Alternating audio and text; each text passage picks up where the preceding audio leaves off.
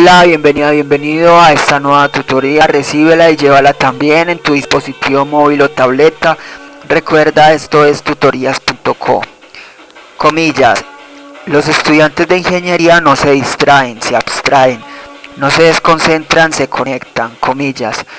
Como se observa en la figura, el ejercicio planteado consiste en crear un programa que permita determinar el ganador entre la definición de cobros a penaltis entre el usuario y la máquina.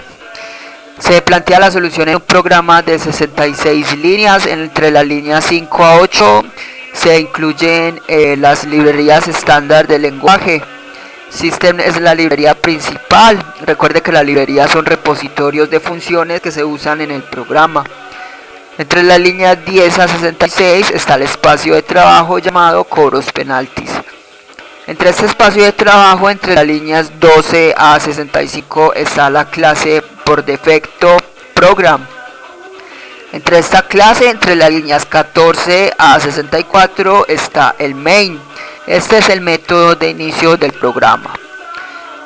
Entre el main, en la línea 16, declaramos un objeto o instanciamos un objeto RND de la clase random. Este objeto permitirá generar números aleatorios.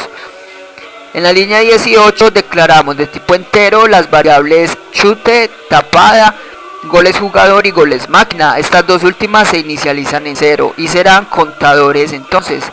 Es decir, contarán cuántos goles hace el jugador y la máquina. En la línea 19 declaramos un entero, un vector de tipo entero llamado lados. Y se inicializa con los valores 1, 2 y 3. Recuerda que los vectores son estructuras de datos que permiten almacenar información de manera temporal mientras el programa ejecuta. Entre las líneas 21 a 49 está un ciclo for. Los ciclos son estructuras repetitivas que permiten almacenar información, o mejor, ejecutar un conjunto de instrucciones repetidamente, aprovechando así la velocidad de datos de un computador. Observe que este ciclo for va de 1 hasta 10, variable controladora X, es decir, los 10 cobros de penaltis. Para saber entonces si el jugador entonces usuario le toca tapar o chutar, vamos a usar una condicional entre las líneas 23 a 46. Las sentencias condicionales permiten a un programa tomar dos o más caminos alternativos. Entonces, como el ciclo tiene variable controladora X que va de 1 a 10, cuando X sea par, entonces al jugador, al usuario, le tocará entonces chutar. Y cuando sea impar, le tocará entonces tapar. De esa manera, entonces, permitiremos alternar los cobros. Observe entonces que la línea 23 se usa la condicional. Si X módulo 2 es diferente a 0, el operador módulo halla el residuo de la división entre dos números. Si el residuo es 0, los números son múltiplos. Si no, no son múltiplos. Entonces, si X módulo 2 es diferente a 0, X no es múltiplo de 2, o sea que X es impar. En ese caso, entonces, al jugador le tocará entonces tapar. Por eso en la línea 25 usamos el método write. Este método permite mostrar información por pantalla. Aquí le mostramos jugador le toca entonces tapar e ingrese el lado. Entonces 1 será izquierdo, 2 será el centro y 3 será el lado derecho del arco. El usuario en la línea 26 en la variable tapada almacenará entonces lo que ingrese. Console.readLine es un método que permite obtener datos de entrada, es decir, del teclado.